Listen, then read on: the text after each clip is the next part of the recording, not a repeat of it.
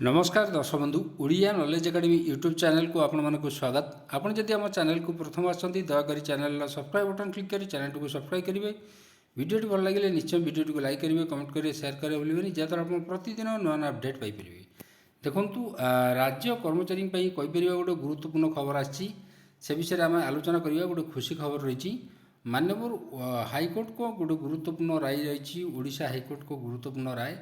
तो से विषय में देखिए दयाकोरी वीडियो को शेष पर्यटन देखिए जहाँद्वारा आप संपूर्ण खबर विषय जानीपर। तो चलतु आरंभ करिए आज खबरटी। देखो अवसर 15 वर्ष पर मिलूनी पेंशन। जड़े कर्मचारी जो अवसर नौ अवसर 15 वर्ष पर से पेंशन मिलूनी उद्वेग प्रकाश कले माननीय ओडिशा हाइकोर्ट। देखो ये से उद्वेग प्रकाश करमर कौन रही सविशेष तथ्य आम से विषय आलोचना करवा। 15 वर्ष पूर्व अवसर ग्रहण कर जड़े पौर कर्मचारी को पेंशन एवं अन्य अवसरकालीन प्राप्य रही रिटायरमेंट बेनिफिट मिल न प्रसंग को नहीं हाइकोर्ट उद्वेग प्रकाश कर संपृक्त व्यक्ति तथा आवेदनकारी को यह प्रदान पर राज्य सरकार को हाइकोर्ट निर्देश देते। जस्टिस राधाकृष्ण पट्टनायक को नहीं गठित खंडपीठ सुरेंद्र प्रसाद महांती आवेदन शुणाणी कर एपरी गुरुत्वपूर्ण राय देते।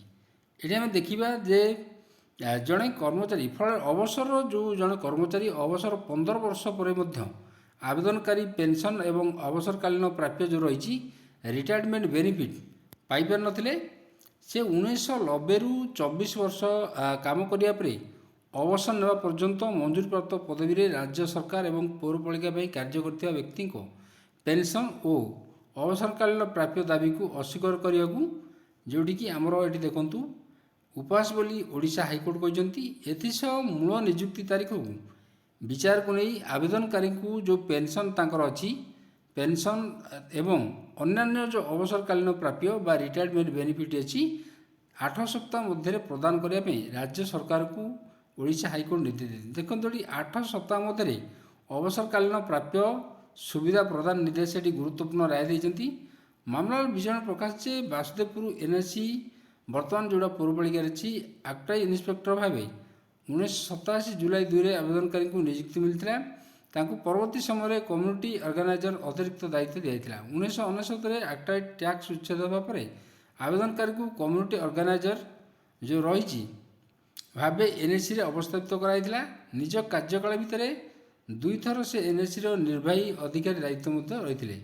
गत 2011 से अवसर ग्रहण करते किंतु तांकु पेंशन एवं अन्य अवसरकालीन प्राप्य प्रदान करा से मान्यवर ओडिशा हाइकोर्ट को द्वारस्थ होते। आवेदनकारी पक्ष आईनजीवी डॉक्टर जितेंद्र कुमार लेखा मामला परिचालना करते। तो यहाँ जड़े सरकारी कर्मचारी जो अवसर नब और तार जो पेंशन अच्छी पेंशनटा गोटे मुख्य तार मौलिक अधिकार जोड़ा रही फंडामेंटाल राइट से पेंशन पाइबा हकदार ताकू मिलूनी सी माननीय ओडिशा हाइकोर्ट को द्वारस्थ होता। ओडिशा हाइकोर्ट गुरुत्वपूर्ण राय गोटे देती। यहाँ कहीपर कर्मचारी गुरुत्वपूर्ण खबर।